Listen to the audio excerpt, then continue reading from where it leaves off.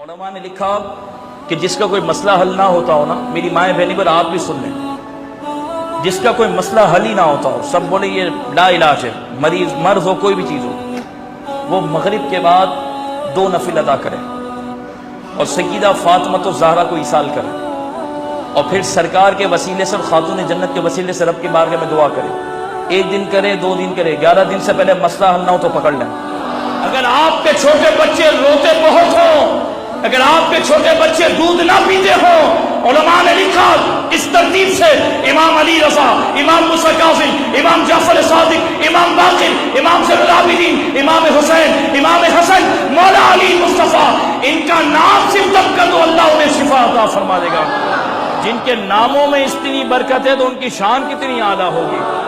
سیدہ فاطمہ الزہرا سرکار دو عالم صلی اللہ علیہ وسلم کی بارگاہ میں حاضر ہیں. حضور آپ نواسوں سے بڑا پیار کرتے ہیں، حسن و حسین سے، توجہ تو کریں. سکیدہ لے کر جا رہی ہیں دونوں شہزادوں. حضور آپ پیار کرتے ہیں ان سے؟ سرکار نے فرمایا بہت پیار کرتا ہوں فاطمہ. عرض کی حضور ان کو پھر نواز دیں، ان کو اپنی بارگاہ سے عطا کر دیں. ماں تو ماں ہے نا، براہ راست عطا کر دیں حضور انہیں.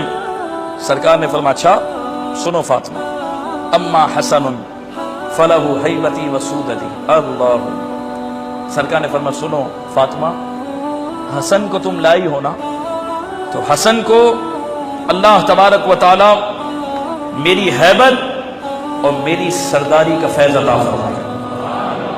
حسن سرداری میں میرا نائب ہوگا اور ہیبت میں میرا نائب ہوگا. اور اب سننا توجہ کے ساتھ، وَأَمَّا حُسَيْنٌ فَلَهُ جُرْأَتِي وَجُودِي.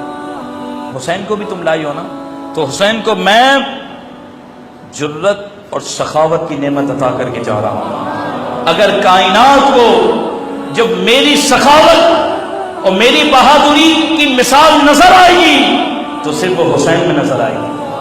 تو مجھے بتانا، لوگ تو مال خرچ کر کے سخی کہلاتے ہیں، اے حسین تیری بادشاہت کو، تیری سخاوت کو کروڑوں سلام کہ تو ایسا سخی ہے کہ تو نے خدا کی راہ میں مال تو مال، اپنے بچوں کی گردنیں قربان کر.